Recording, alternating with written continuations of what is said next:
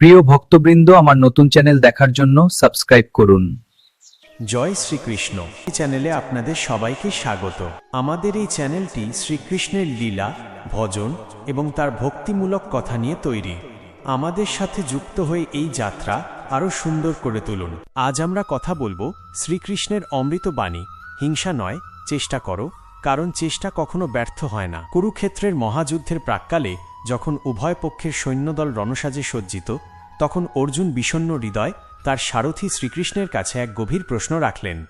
অর্জুন, হে মধুসূদন, আমি এক গভীর সত্য উপলব্ধি করছি।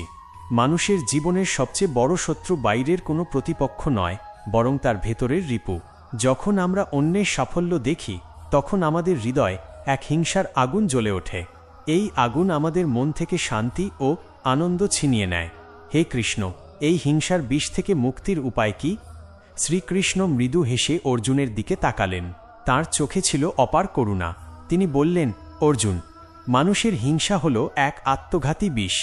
এই বিষ প্রথমে তোমার হৃদয়কে দগ্ধ করে, তারপর তোমার শান্তি, তোমার শক্তি, এমনকি তোমার আত্মবিশ্বাসকেও নিঃশেষ করে দেয়।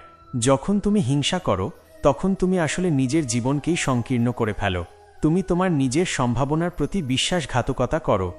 হিংসা মানুষকে দুর্বল করে এবং তার দৃষ্টিকে সংকীর্ণ করে তোলে। কৃষ্ণ বললেন, হিংসা মানুষের সবচেয়ে বড় দুর্বলতা। যে ব্যক্তি অন্যের উন্নতি দেখে হিংসা করে, সে নিজের ভেতরের অমিত শক্তিকে ভুলে যায়। হিংসা তাকে ভাবতে বাধ্য করে, আমি পারব না, আমি ব্যর্থ। এই নেতিবাচক চিন্তা তাকে অলস, শক্তিহীন ও অন্ধকারাচ্ছন্ন করে তোলে। সে কেবল অন্যের ক্ষতি সাধনের কথা ভাবে, নিজের উন্নতির কথা নয়। ফলে তার দৃষ্টি সংকীর্ণ হয়ে যায় এবং সে তার নিজের পথ থেকে বিচ্যুত হয়। অর্জুন আবার প্রশ্ন করলেন, যদি হিংসা না করি তবে কি করব? কিভাবে এই অন্ধকার থেকে বেরিয়ে আসব? শ্রীকৃষ্ণ উত্তর দিলেন, হে পার্থ, মুক্তির পথ একটাই, নিরন্তর চেষ্টা। অন্যের সাফল্য দেখে হিংসা করো না, বরং সেই সাফল্যকে তোমার প্রেরণার উৎস করে তোলো। নিজেকে বলো, যদি সে পারে তবে আমিও পারব। চেষ্টা করো, কারণ পরিবর্তন শুধুমাত্র চেষ্টার মাধ্যমেই আসে। হিংসা করলে তুমি কেবল সময়, শক্তি আর শান্তি নষ্ট করবে। কিন্তু যদি তুমি চেষ্টা করো, তবে তোমার সাফল্য নিশ্চিত। হয়তো ফল পেতে কিছুটা দেরি হতে পারে, কিন্তু সেই ফল নিশ্চিতভাবেই আসবে, কারণ কর্মের বীজ কখনো নিষ্ফল হয় না। হিংসা হলো অন্ধকার আর চেষ্টা হলো আলো। কৃষ্ণ বললেন, অর্জুন, মনে রেখো, হিংসা হলো অন্ধকার আর চেষ্টা হলো আলো। হিংসা তোমাকে নিচে টেনে ধরে, কিন্তু চেষ্টা তোমাকে উন্নতির শিখরে পৌঁছে দেয়। হিংসা করলে তুমি অন্যকে পরাজিত করতে চাও, আর চেষ্টা করলে তুমি নিজেকে জয়ী করে তোলো। হিংসা তোমার ভেতরের দেবত্বকে হত্যা করে, আর চেষ্টা তোমার ভেতরের সুপ্ত সম্ভাবনাকে জাগিয়ে তোলে। জীবনের সাফল্য নির্ভর করে দুটি প্রধান স্তম্ভের উপর। মানুষের জীবনের সাফল্য দুটি প্রধান স্তম্ভের উপর দাঁড়িয়ে আছে, তার চিন্তা এবং তার প্রচেষ্টা। যদি তোমার চিন্তা হিংসা ও ঈর্ষায় পূর্ণ হয়, তবে তোমার সব সম্ভাবনা নষ্ট হয়ে যাবে। কিন্তু যদি তোমার চিন্তা ইতিবাচক হয় এবং তার সাথে নিরন্তর চেষ্টা যুক্ত থাকে, তবে এমন কোনো লক্ষ্য নেই যা তুমি অর্জন করতে পারবে না। কারণ তোমার চিন্তা তোমার কর্মকে পথ দেখায়, আর তোমার চেষ্টা সেই পথকে বাস্তবে পরিণত করে। কৃষ্ণের উপমা। কৃষ্ণ একটি উপমা দিয়ে অর্জুনকে বোঝালেন, ধরো, দুটি কৃষক আছে। একজন কৃষক তার প্রতিবেশীর জমিতে ভালো ফসল দেখে হিংসা করতে লাগল।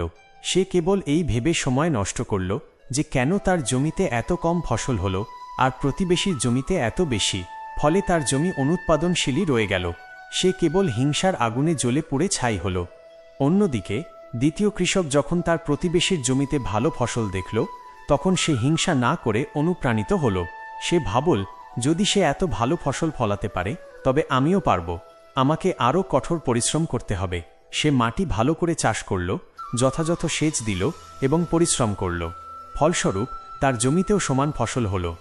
দেখো অর্জুন, একজন হিংসা করল এবং ফল পেল শূন্য, আর একজন চেষ্টা করল এবং সাফল্য অর্জন করল।